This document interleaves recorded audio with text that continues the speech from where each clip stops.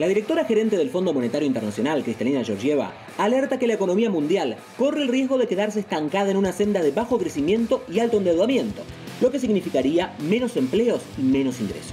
¿Cuáles son los factores a tomar en cuenta para impulsar el crecimiento económico mundial, especialmente en la región? Lo analizamos. Y sin más preámbulo, le damos ya la bienvenida a Isaac Cohen, consultor internacional en economía y finanzas, presidente y CEO de Inverway, quien nos acompaña desde Washington. Isaac, como siempre, un placer tenerte aquí en el programa. Comencemos hablando del bajo crecimiento del que habla Kristalina Georgieva. El FMI pronostica un 3,2% de crecimiento para 2024, pero de un 3,1% para dentro de 5 años. Y es una de las estadísticas más bajas en años. ¿A qué se debe este bajo crecimiento al que hace referencia el Fondo Monetario? Efectivamente estamos, Iván, muchas gracias por invitarme. Estamos frente a un cambio de modelo económico y de perspectivas en la economía mundial que está afectando las tasas de crecimiento que antaño favorecía la expansión del comercio internacional. O sea, de un modelo basado en mercados abiertos en el mundo, basado en las exportaciones y en las importaciones. Ahora tenemos un modelo más basado en políticas industriales de protección en contra de las importaciones de países competitivos.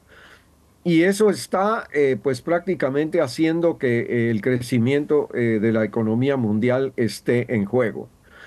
Yo creo que es muy importante lo que está ocurriendo. Ocurre en Estados Unidos. Ya le han puesto aranceles muy altos a algunas importaciones, especialmente de China.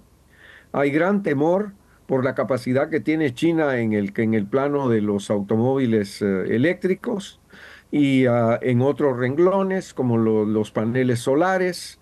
Y la Unión Europea también ha recurrido a aranceles en contra de las importaciones de China, de manera que los modelos basados en la exportación por la existencia de mercados abiertos, eso está cambiando.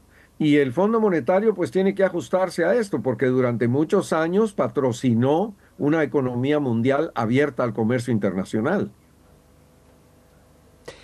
Otro de los puntos en los cuales el Fondo Monetario Internacional hace foco es en el endeudamiento. Habla de una deuda del 93% del Producto Interno Bruto a nivel mundial, pero dice que para 2030, que no falta nada, puede llegar a estar cerca del 100% del Producto Interno Bruto. ¿Cómo llega el mundo a semejante nivel de endeudamiento y qué consecuencias puede tener esto en la economía?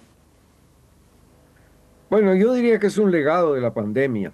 Los gobiernos tuvieron que ponerse a gastar para combatir la emergencia y pues ahora estamos viendo las consecuencias. Pero la deuda en sí yo no creo que sea mala. Lo que es malo es que no hay crecimiento, porque lo que hace que la deuda sea manejable en una economía es que la economía tenga crecimiento. Y lo que pasa es que tenemos un contexto de crecimiento económico mundial muy bajo, en medio de niveles de endeudamiento causados por una emergencia mundial. Isaac, otro de los puntos en los cuales Kristalina Georgieva hizo foco es en que la macroeconomía parece estar funcionando, pero que eso no se traduce en lo que le llega a la gente de a pie.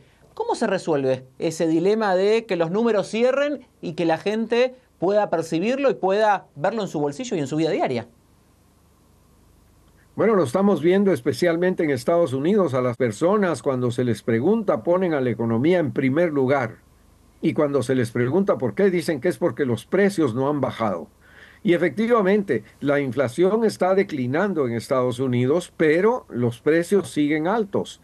Y una de las razones es porque todas las actividades relacionadas con el crédito han subido de precio.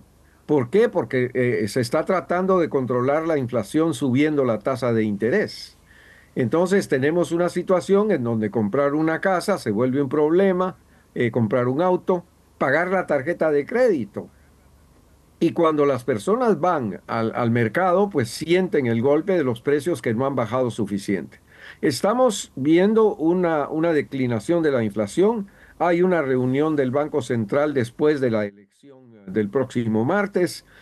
De manera que yo creo que va a seguir bajando la tasa de interés gradualmente, pero está tomando tiempo y los consumidores están preocupados porque los precios no bajan suficiente.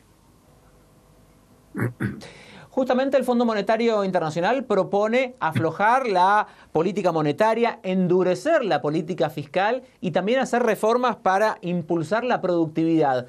¿Crees que ese es el camino para que la economía vuelva a crecer? ¿Alcanza con eso? ¿Falta algo más? Bueno, lo que pasa es que en una situación normal, la expansión podría venir por el lado del sector externo. Como hemos visto, el milagro económico de China no se puede entender si no se pone en consideración el hecho de que China se volvió una maquinaria para exportar. Y ese es el gran secreto del éxito de China, es ese. Entonces, lo que pasa es que los mercados ya no están abiertos como estaban antes. Hay mucho proteccionismo y en Estados Unidos especialmente en contra de las importaciones de varios países.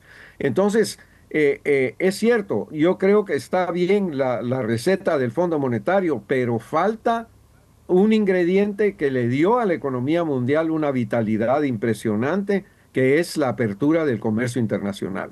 Y eso es lo que se está cerrando. Justamente ahí no podemos dejar de hablar de China, que también la titular del Fondo Monetario hizo referencia.